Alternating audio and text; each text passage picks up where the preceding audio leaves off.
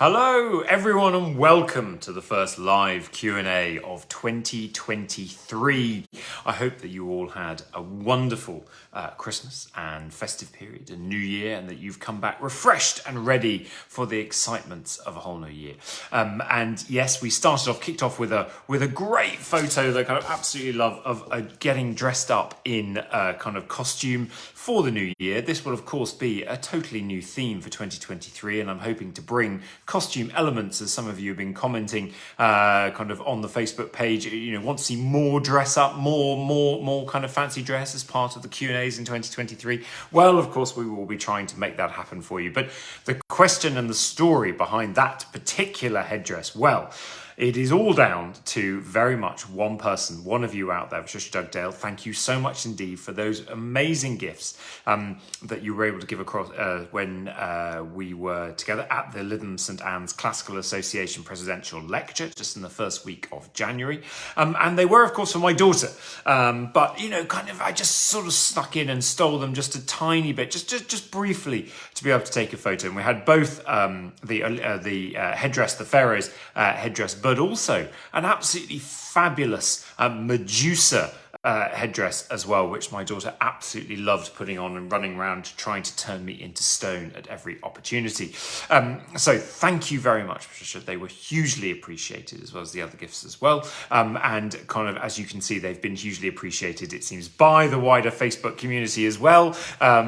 And provided good mirth, which is what we all need in the dark days of January. So you have been heard that you want more fancy dress as part of the Q&As in 2023, and we will of course see what we can do to make that happen. But be warned, sometimes you ask for something and you just don't know what you're going to get as a result. So watch this space. Once again, thanks, Patricia, very much indeed. So thank you also to you all for the great questions that you have been sending in. And it is great to be able to say that we are now, as we start 2023, a community of over 10,000 of us on the Facebook page. So that's 10,000 followers plus now. We've made it to the big mark of the 10,000, which is great to see on the Professor Michael Scott Facebook page. And then, of course, another couple of thousand of you involved in the community classics page linked to that. So what an incredible achievement, what an incredible community of people we've gathered together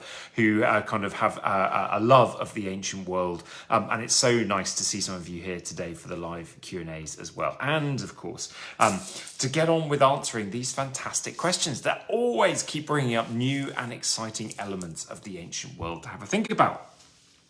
So our first question that's coming in today, hello to you all, hello, happy new year indeed. Joyce, you got your autograph too in the book. There was, we had an amusing moment when kind of up at Lytham St Anne's when one student came forward with a book that he had procured from the second-hand book sale to get it signed. And when I opened it up, I found I'd already signed it for the person who owned it the first time round, who had then provided it to the book stand to be sold again a second time round. So we had it was the first time I'd ever double signed a book. So hopefully that might happen again in the future, as people make very good, ecologically sound decisions to recycle books once they're read with them, or they're finished with them, and so that others can enjoy as well. So our first question this afternoon is from Minas Kotsopoulos, who's been asking why were ancient sites like the Acropolis not salvaged for building materials and completely redistributed, taken apart, rather than being kind of kept unused. Obviously, the Acropolis has served many purposes after antiquity, but why did it, not get completely dismantled? Well, yes, this is a really interesting question, and there's lots of different reasons and influences that have brought us to the place where we are today. Now, as Minas quite rightly identified in his question, the big changeover, of course, was in the 4th century CE, when the Roman Empire, of which Greece was a part, converted to Christianity, at which point Christian worship took over, and pagan worship, the worship of the Greek and Roman gods, was then progressively, in the years after that, sort of outlawed and distanced. Now, we do see some destruction of pagan sites at that point, but what happens in an awful lot of those those sites is that actually the temples are converted into places of Christian worship.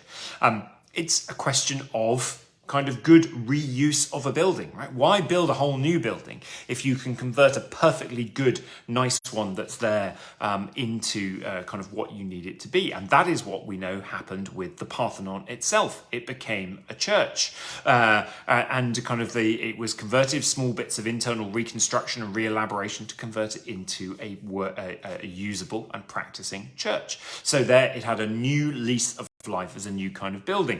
And for the Acropolis in particular, that carried on through the centuries. Obviously after 1453 and the fall of Constantinople to the Ottomans, then of course Greece became part of the Ottoman Empire, and the church that had been the Parthenon became as mosque.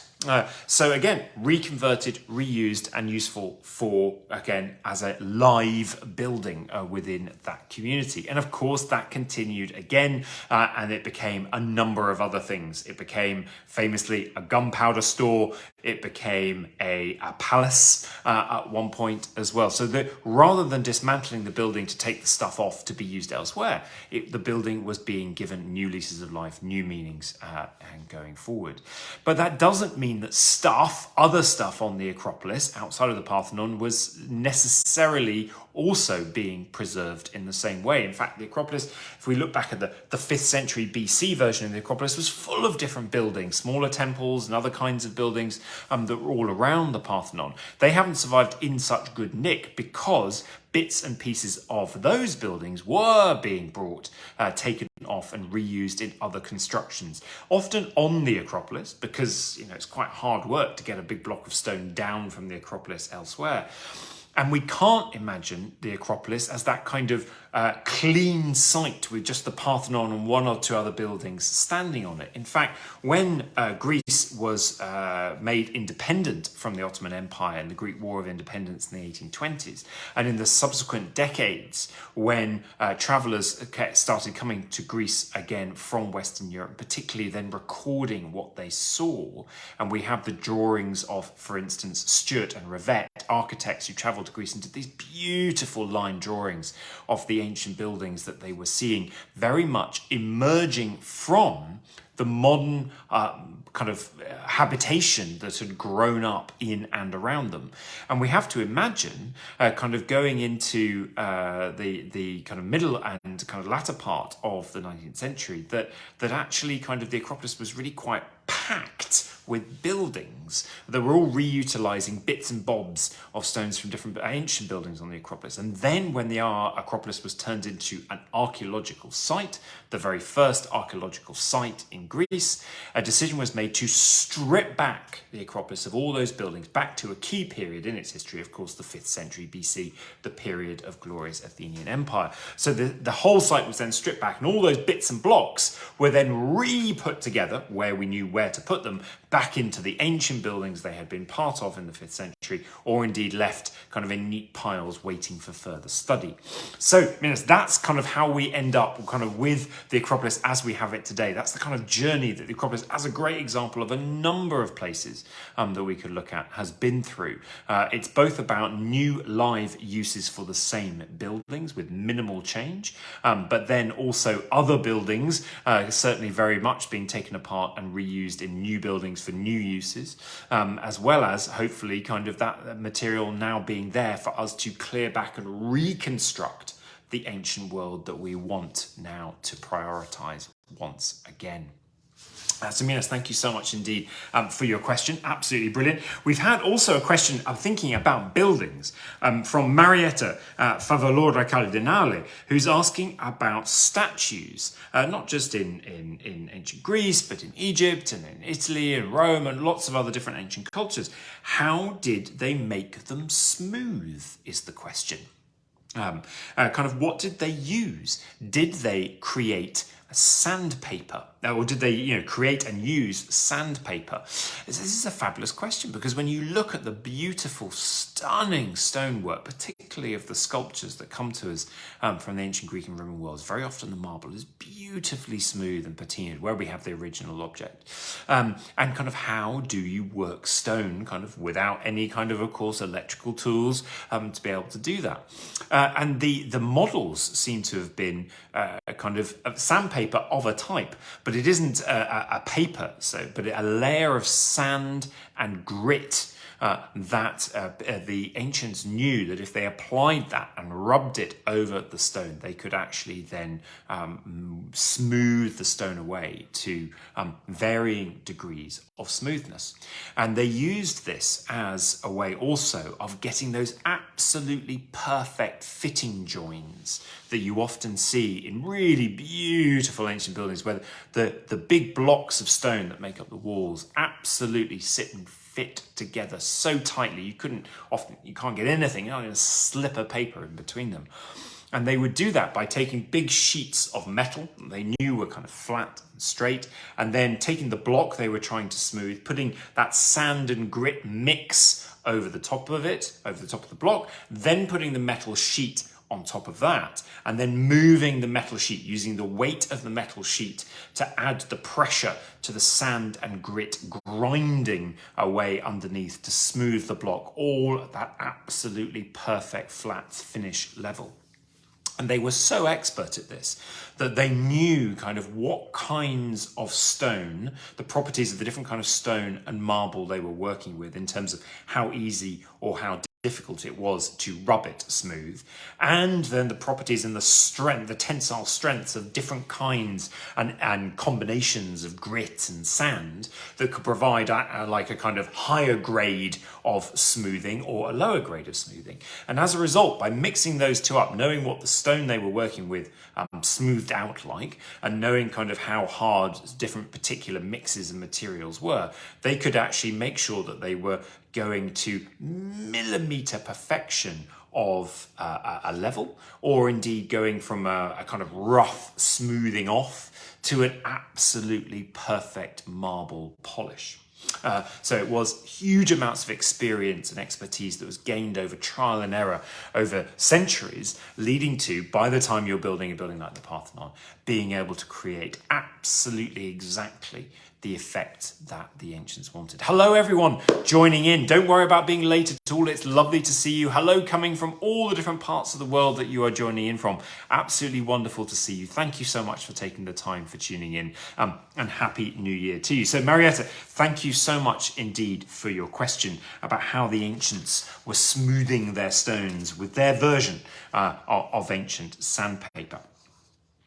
We've had a question changing tack a little bit. We've had a question from Ute Stenkamp about education for girls. Now, this is an interesting kind of video. You've been reading my mind slightly, because soon enough, we're waiting to hear exactly the release date. But on Sky, over on Sky Arts and or Sky History, there will be a new series coming up looking at kind of these sorts of elements throughout time, different ancient societies, kind of isn't presented by me at all, presented by, in fact, two rather well-known figures from, not so much from the study of the classical world, but certainly you will know them well, but I will keep that secret back for a little while longer. But I've been involved in making one of the programs when we've been talking particularly about the education regimes for girls in ancient Sparta. And hilarity will ensue, as we'll be able to tell you so much more about kind of when the program launches, and we can release some photos as well, as there is both a discussing section to this, but there is also a practical have a go, get back into the footsteps of those ancient girls in Sparta section. Thankfully, that's not me doing that. I hasten to add, it's not another occasion for fancy dress just yet, or at least not me in fancy dress. More to release on that soon. But the question from Uta is talking about if most girls in antiquity were supposedly sort of a subordinate class that weren't given kind of specifically great education, with the exception of the city-state of Sparta, as we've exampled, and that their jobs and their focus was towards running the household and then becoming the kind of partners, as wives and mothers. But at the same time, we have all these very famous, obviously well-educated women who have produced extraordinary works of literature, of which a number have survived, at least in part, and we hear about lots more. Zute's thinking of Sappho, for instance, and Sappho's poetry, or Sulpicia in the Roman world and her poetry, or a number of others across different ancient cultures. So how are these women, is the question, getting the education they need to produce such extraordinary works of art and literature? It's a really, really, really interesting question. And the answer it seems, at least from the examples that we know a little about their lives, is that they are kind of very much the exceptions to the rule, or rather, they are the elite exceptions to the rule. So this picture of little education for women across the ancient world is one that bears out across the vast majorities of the populations. But within very, very elite aristocratic families, then the women of those families would also receive quite a lot of particular education, and particularly thinking in terms of literature, arts, music, and all of those elements that would make them culturally very, very, very well experienced, very expert, and of course then very interesting to talk to and with about these subjects, so that as part of those roles of them continuing as elite aristocrats within highly cultured environments, leading households in which there would be very cultured events, etc., they could absolutely hold their own. So Sappho, for instance, we know from what we know of her life, comes from an elite family and kind of well connected, and then ends up marrying into another elite family, and so has received an excellent education, is then able to contribute to literature. And frankly, that's probably why her outputs have ended up actually surviving and being talked about and read, because they are entering almost directly, because of her social position, into that elite cultural circle of people who are also writing forms of literature at this time and talking about each other's.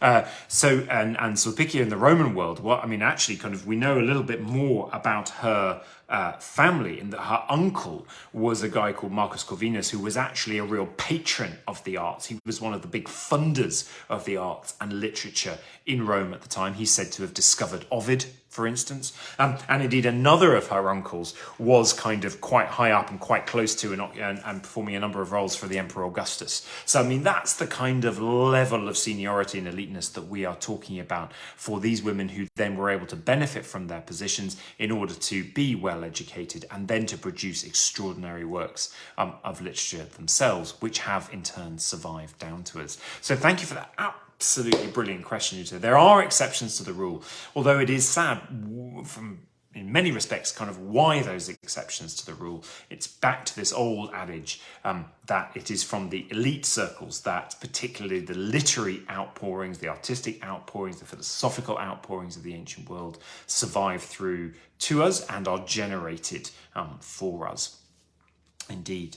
Right, let's take a quick break from the questions to talk about some of the things, classics that's been in the news, and also some exciting things coming up. Now, we've been putting up lots of stuff, thanks to Claire, on the Facebook page over the past couple of weeks, but some of the things that have really caught my eye, the new 2,000-year-old Roman cemetery discovered in Gaza, and then moving back to the UK, the continuing unfolding story of the Rutland Roman villa with the beautiful mosaics that have been uncovered through particularly 2020 and then on into 2022. Absolutely loving the stuff that's coming out of there. But then have we heard about the potential for a bigger than Vindalanda that has the funding has now been received to excavate along Hadrian's Wall. This is very exciting. So the Vindalanda Charitable Trust has been awarded a 1.625 million grant by the National Lottery Heritage Fund, which will help towards the even bigger costs of excavating Magna Fort. This is 52-acre site on Hadrian's Wall, bigger than nearby Vindolanda. And of course, we know the constant stream of extraordinary things that comes out of Vindolanda. So who knows what could be coming out of Magna Fort kind of in the next years to come. So this is very, very exciting indeed. And while we're on the subject of Vindolanda, one of the things that I wanted to flag to you here is kind of the ability to actually, hang on a sec, let me find the note of it. Here we are, yeah, because the scheme for young people to actually become excavators at Vindolanda has just now opened. So this is a scheme allowing budding archaeologists to dig themselves at Vindolanda. There are 10 bursary places for people aged between 18 and 20 to join digs at the settlement. So this is going to be 2-week placement in June and August. 4 of the places are non-residential and open to those living in the Tyne Valley. The other 6 will fund residential places to dig. So you can come from anywhere kind of within the UK and actually be based there to have the experience of digging at Vindolanda and no doubt finding some amazing things. So this is an opportunity not to be missed. If you're finishing up school, you're thinking about carrying on with classics, you just want to get a sense of what excavation is like. You don't need previous experience, but of course interest and passion for the ancient world is key. But do get on with thinking about applying and get on with applying for that. That is going to be absolutely fabulous. So think about that. Other things that have been happening, kind of that we wanted to pick up on. There's a gathering interest in the bigger environmental and kind of geographical factors that have actually ended up motivating big major shifts in history. And this is partly something that's going to be picked up on by Peter Frankopan's big new book that's coming out in early March this year, which is talking about through history, all the major actual big geographical, environmental, ecological changes that have ended up affecting the course of civilizations. And one of those is the evidence that's emerging for a big drought that had happened that was around the Danube frontier provinces of the Roman Empire at the time when the Huns then ended up pushing into the center of the Roman Empire as part of that kind of eventual collapse of the big Roman Empire and its collapse into kind of Western and Eastern empires, and then kind of the fall particularly of that Western Roman Empire.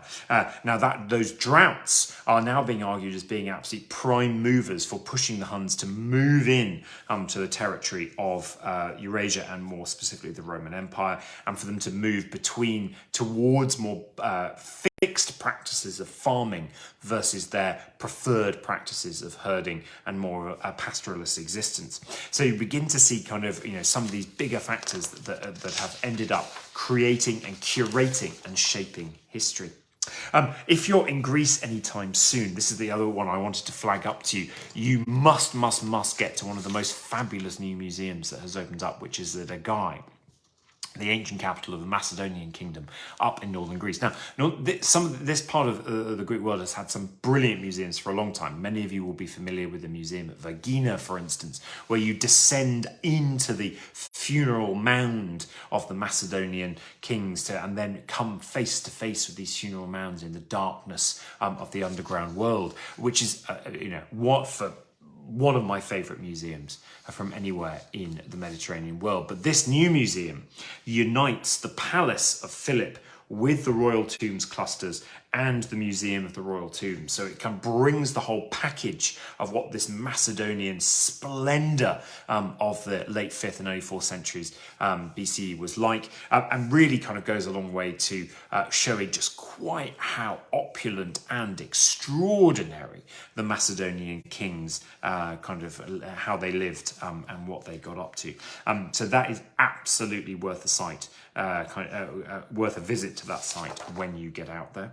And then, of course, Bishop Stortford, bringing it back to the UK. Bishop Stortford now has a proper Roman past. Many of you will have seen Alice Roberts on Digging for Britain, her new series. There was a good spotlight about kind of what they found in Bishop Stortford, looking at kind of its Roman past, which I think is lovely. Over in Pompeii, we've heard about sheep being introduced in Pompeii to keep all the grass at bay and saving on the costs of kind of lawn mowers. Now they're introducing solar panels, which look like tiles on a number of the buildings in order to help bring down the electricity costs, but also kind of the environmental impact. This is absolutely brilliant. A site being at the forefront of actually being self-sustaining and being kind of environmentally friendly going forward into the future. So many amazing things to point out to you. What's coming up? Well, if you fancy a trip back to Sicily, then this Saturday, they are replaying my documentary on Sicily on BBC4. So at 8 p.m. this Saturday is episode 1 of the Sicily, the Wonder of the Mediterranean. You can see me with my trousers rolled up, crushing grapes and making a rather poor bottle of wine. There is also on the 14th of February, come up and join us in the West Midlands, because Warwick Classics Network that I'm involved with at the university will be working with Bars Hill School, and there's going to be a day of free talks and workshops for schools and teachers thinking about introducing the study of classics in the ancient world, and that's in association with Classics for All. So do come and see us there. I'll be doing a bit of a talk there in the morning to kick the day off, and very much looking forward to that.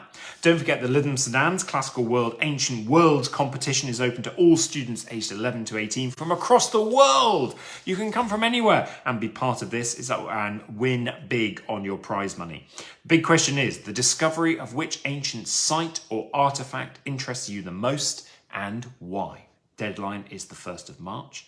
We've talked about the scheme to get people digging at Vindolanda, and I also wanted to flag Emily Hauser's lecture on Homer's women coming up on the 27th of February. This is going to be an absolutely brilliant one. You need to register via Eventbrite, but Emily does a great talk, definitely worth getting to see if you can. I expect it will be online, and she's based down Exeter way. Of Gods and Men, 100 Stories from Ancient Greece and Rome has just been released by Daisy Dunn, edited volume. This looks absolutely worthwhile having a look at. Can't wait to get hold of my copy. And as ever, fantastic podcast from coming from History Hit podcast, The Ancients, very well worth tuning into. So, swift roundup of all the amazing things that have been happening. We've got a couple of minutes to dig into a couple more questions. Helen Harguest asked whether we're planning any more 3D cities programs. Not at the moment. Invisible Cities is not on hiatus, kind of very sadly. But never say never. Keep watching this space. We may get a few more in the future at some point. Now, Mariam Zaidi, you asked this question last time and I didn't get round to answering it. In antiquity, people used to have their meals lying on a hard couch. You've tried to do it. Practical archaeology. Love it. Getting back into the footsteps of the ancients. But it's very uncomfortable. Did people back then experience the same uncomfortable feeling while eating? Or did they have a specific position to avoid the feeling of unrest and pain? Mariam, excellent question. So if you Google any images of the ancient symposium, for instance, and if you look on the vase painting images that come up, you will see all of these men lying kind of on their side. And at Warwick, what we do with our first years is we actually recreate the symposium, get them to lie in these positions, but then also handle replicas of the kinds of drinking vessels they would have been using to make them understand that it is quite a complicated process, and you actually have to have quite a bit of skill to be able to manipulate these drinking vessels with one hand, because you're resting on one elbow. So one elbow and one arm is sort of inoperable for you to be grabbing your food and your drinks. So you're doing this all one-handed. And often the drinking vessels are rather large, rather heavy, and rather unstable. So it is quite easy, if you don't know what you're doing, to pour wine down yourself and prove yourself kind of unworthy of being part of the ancient Greek symposium.